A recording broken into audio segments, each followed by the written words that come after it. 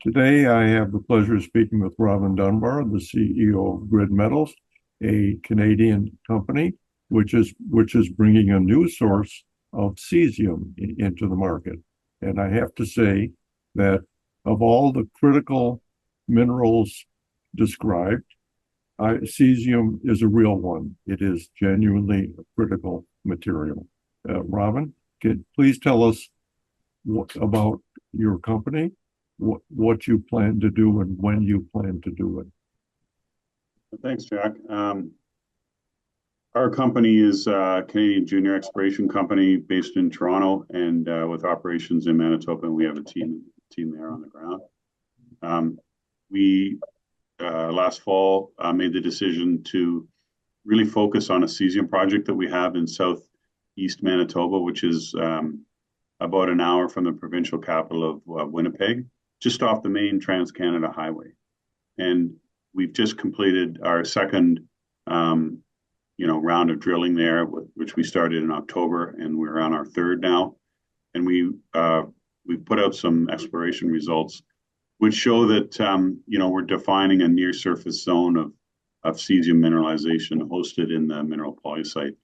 And we hope to define that deposit and then bring it to market as quickly as possible with as short a timeline as possible. And that's really the focus of the company. And we're primarily focused on cesium because we believe that it is a critical metal, and it's in short supply with a lack of feedstock globally. And it's also a very strategic metal. So it's also currently mostly controlled by the Chinese. And we would like to see, as would the market, a North American supply of cesium developed. So that's our focus. We're in the exploration phase and the discovery phase. I think the market is at the stage of tuning in to see, okay, well, is what these guys have real? Is it material? Where will it go? So it's still early days. But, we've reported quite a few holes now. We're drilling a pollucite mineralization, which can host up to 40% cesium. We've had some very high-grade hits, and it's very near surface. The great thing about cesium is when you do go to process it, you can make a saleable concentrate by crushing and or sorting the rock. So you don't need extensive infrastructure or tailings. So the permitting process will be much shorter. And Manitoba is a very good jurisdiction to bring a project in. So, we see a tremendous opportunity in a critical metal that's truly rare, that's truly critical, and are in the exciting time, frankly, of drilling off a resource. So that's a super exciting time, and we'll see where it goes, how big it gets, and what the potential is. But I think there's a lot of blue sky in the project right now. The interesting thing to me is that Canada is basically the world's premier supplier of cesium. And in fact, Manitoba is the site in Canada where most of the cesium is. And quite frankly, as a chemical engineer, once upon a time, I note that cesium processing is extremely simple. It produces no toxic materials. You have unusually high grades of the payable material in your site, and quite frankly, your competitor, which I believe is probably just a short drive from your site, I believe is sold out. I believe they've committed their production to a couple of customers. Based on that, have you been approached by any end user customers with interest yet? Everything that we see from the market side is that there is a near-term shortage of ore, and we think that there's a window here, for a company that can come to market with material. Where it goes, we just want to get the best deal for our shareholders. get the highest price, do our bit for, North American national security. It'll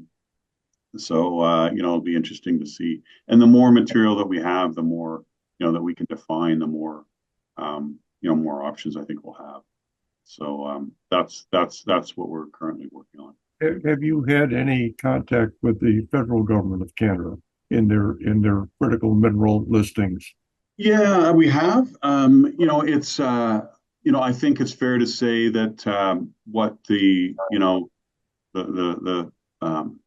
government and frankly a lot of entities are saying is, will you have a resource and how much will you have and when will you have it, right? So it's still, I'd say, a little early, but we're monitoring that very closely. We were developing a lithium project a few years ago in Manitoba, very close to where we are now, and before the market price declined, and we were in discussions for all the grants and support that was available.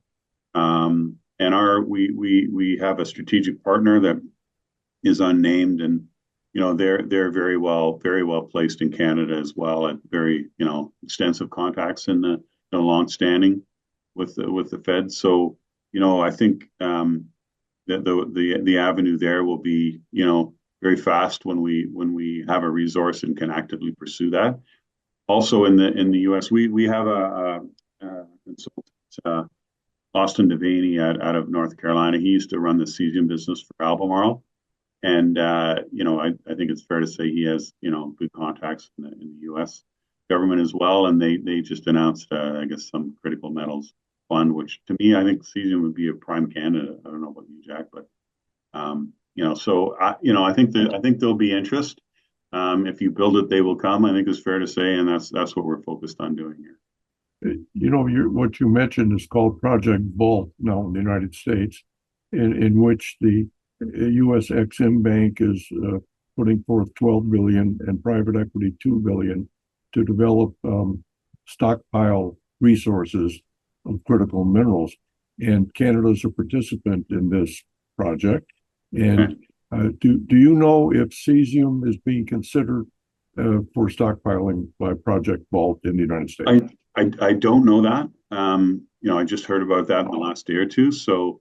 But that's something that we would certainly investigate. Oh, I mean, there's certainly demand to sell it for use today, right? So, I mean, stockpiling would be, I guess, an option if you can get paid enough. But I think the market needs it now, right? So, as an immodestly denominated cesium processing expert, that's me. I can tell you that your on-site processing is so simple and so non-toxic that your project stands out to me. Yeah, absolutely. And we've actually had a lot of interaction with the people at the Tanko mine over the years, and we know a lot of their employees, and certainly both the Chinese and the Canadian. And if you talk to them, they have a lot of North American and customers that aren't in China. And I know they want to grow the business, and they employ 100 people in Manitoba. It's an interesting dynamic to have a Chinese company that is based in Canada.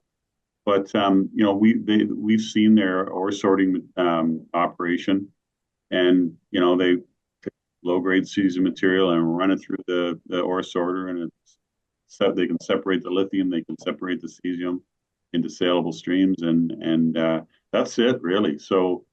The kind of cost of setting up an operation is in the mining world peanuts. It's incredible, really. I've never seen anything like it in any commodity. Well, there isn't anything like it. Is the issue again?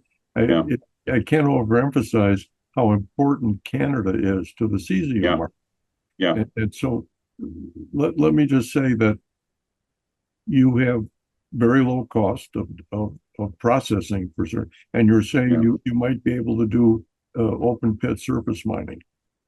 Yeah, I mean the material literally comes right to surface, and it's a flat lying sheets like this, and we know how to follow it, and it's just a question of putting in enough holes, and what would be how far down dip does it go? What's the potential tonnage? We need your project to come forward and get into production as soon as possible, so we don't have to worry about the being cut off from cesium. And it's very important for the public to know that we can't do without cesium. Okay, so it's a genuinely critical mineral, and Yeah. I'm hoping that the Canadian government and the U.S. government and the other nations which are now in Washington today working on Project Vault, the stockpiling of critical minerals for the non-Chinese world, recognize the need for cesium and recognize Canada as the source of this material, and your company as one of the two that could produce it in Canada. It's amazing. Thank you, Robin, for taking the time to talk to us, and we're going to pay attention to what's happening with your company. Thank you Yeah. again. Thank you, Jack. Appreciate it very much.